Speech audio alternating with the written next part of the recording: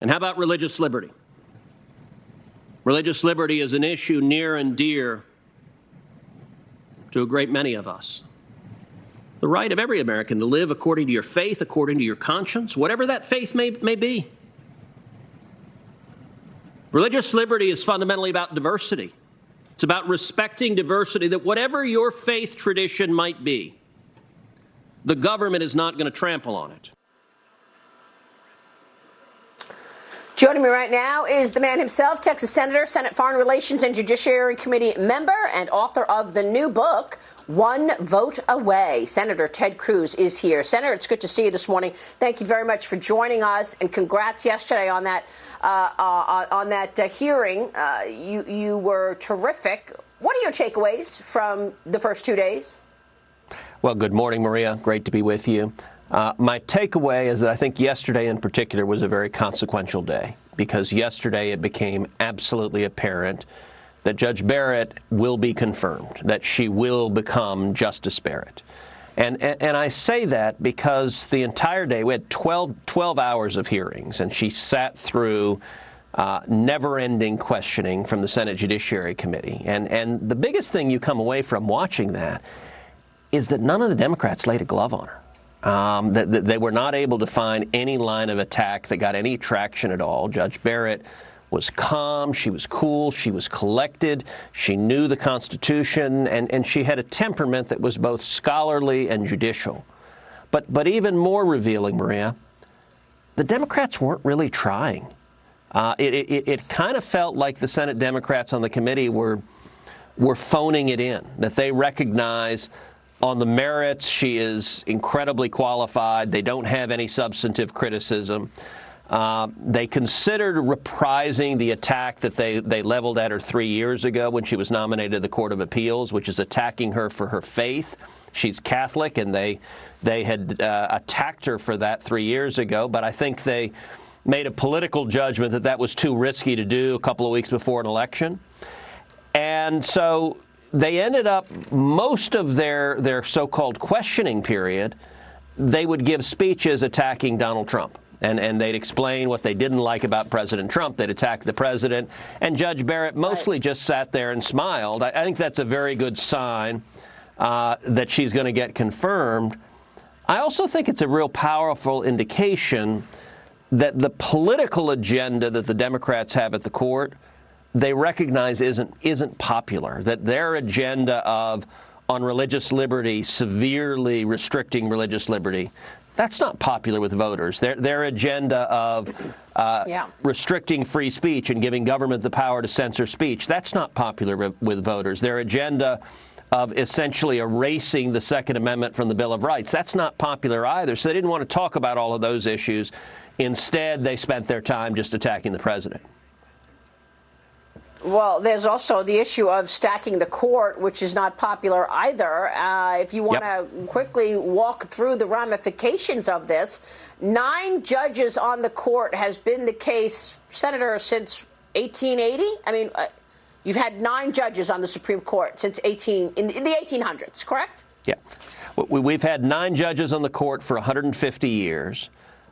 You'll recall we've seen a Democratic president try to stack the court before, increase the number of justices from 9 to a larger number. FDR tried to do that at the height of his power. And his own party, the Democratic Party, said no. They had large majorities in both houses of Congress, and the Democrats said no, this will destroy the independence of the judiciary, this will politicize the Supreme Court, and they wouldn't let him do it. What's clear now is that Joe Biden and Kamala Harris, if they win, they intend to do that. And they've repeatedly refused to answer the question to the point that it's gotten bizarre. Joe Biden a couple of days ago said the voters don't deserve to know the answer to that question. That's really bizarre. It would do enormous damage to the court. And I'll tell you, it's not just the court as an institution that would be damaged. Our fundamental liberties, you mentioned at the outset, the new book I just wrote, One Vote Away. I'll tell you, by the way, you had me on your show right at the beginning when the book came out a couple of weeks ago. And shortly after coming on your show, the book ended up shooting to the #1 bestseller in the country on Amazon. And so look, I appreciate that. And I think the reason is your viewers want to understand what these issues are about, want to understand really the book takes people inside the court, behind the curtain, what's going on with the justices, and it tells war stories about some of the biggest landmark cases at the court that I helped litigate. And it really underscores what the stakes are in a way that it's very difficult to get just from reading the news, to understand what's the fight about at the court, what's the fight about with Judge Barrett, what's the fight about in the November election.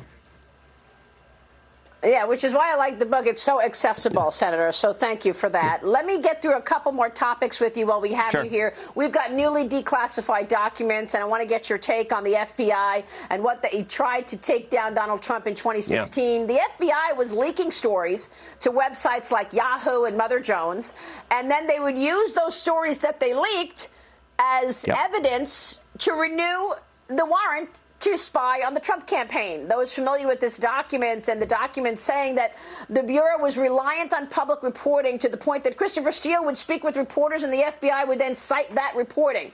I mean, this is just incredible, Senator. We keep getting more information on what they did in 2016. Will there be accountability?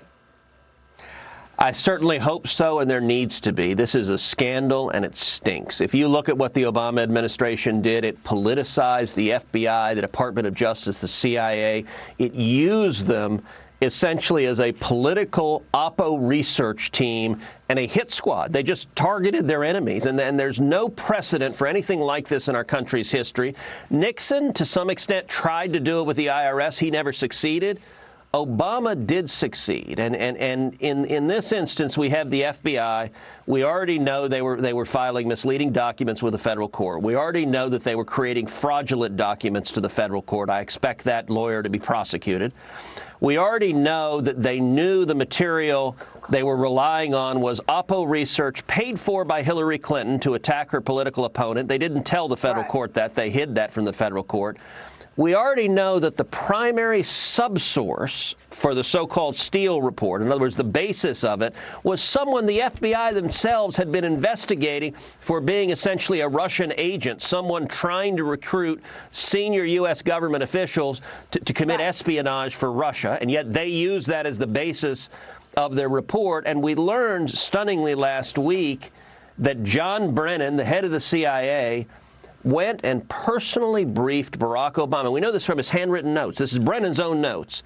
Briefed Obama that the Hillary Clinton campaign had come up with this scheme to attack the Trump campaign by accusing them of being in bed with the Russians. And Brennan, this is in the middle of the campaign. This is long before the election. Brennan briefs the president. Obama green lights it. Biden green lights it. And this latest account with the FBI, you know, it reminds me of an Escher painting. You know how in Escher painting you have things that kind of fold onto themselves over and over and over again? In this instance, the FBI is leaking to Yahoo, leaking to news outlets. The news outlets report what they say, and then the FBI says, see, there's evidence that what we're saying is right because they repeated what we told them. I mean, it was corrupt and it was political. Just terrible. And it's not how government's meant to operate. If it weren't, I mean, it sounds funny, but it's not funny. If it weren't so dangerous and trampling over our rights and liberties, it would be funny. But this is such an incredible story, and one that I've covered and have seen as serious as it is for years. I want to get your take on what's going on at Google, though. We know that there is a real conversation taking place in government about whether or not these social media companies will be forced to give up their protection and be able to get sued. Now we learn from a social media researcher who reports Google may be, quote, shifting its power to flip the Senate in the upcoming election. This report notes that if you type in the phrase flip the, Google's autocomplete will list the word Senate several times, Senator. Now, there's a lot of expectation about this election on the presidential side. I want to get your take on the Senate because it looks like Google is working against you and your colleagues in the Republican Party. They want to flip the Senate to the Democrat majority. Look, big tech has gotten really bad with censorship, manipulation, open political bias. Of all the tech players, Google is by far the worst. Google is naked and brazen. the report you referenced, I'm not sure who authored it. It sounds like it may well have been Dr. Robert Epstein. He's the leading researcher in this field, and I say that because Dr. Epstein testified in a hearing that I chaired in the Senate Constitution Subcommittee, the Judiciary Committee, where he testified that in 2016 he did empirical research on Google's search results and manipulated outcomes, and he found that Google had shifted over 2.6 million votes to Hillary Clinton through manipulated search outcomes. And what's interesting about Dr. Epstein, he's a respected academic. He was the editor of Psychology Today nationally, and he's not a Republican. He is a liberal Democrat. He voted for Hillary Clinton. He publicly supported Hillary Clinton, but he's outraged that Silicon Valley billionaires would manipulate democracy to this extent. He also testified that if they continue doing what they do and double down in 2020, they could shift as many as 10 million votes to the Democrats. I think that's what Google is doing. They are furious that they allowed Trump to win 4 years ago, and big tech is trying to silence any voice of dissent. And when it comes to the Senate, listen, I'm leading the fight to hold Google accountable. There are others who are also engaged, and big tech is a monopoly. I think they are also brazenly violating the antitrust laws. I've been urging the administration to use the antitrust laws to go after big tech for 4 years. They're finally moving to do so, but it is dangerous, and it's the biggest threat to free speech we've got in the country.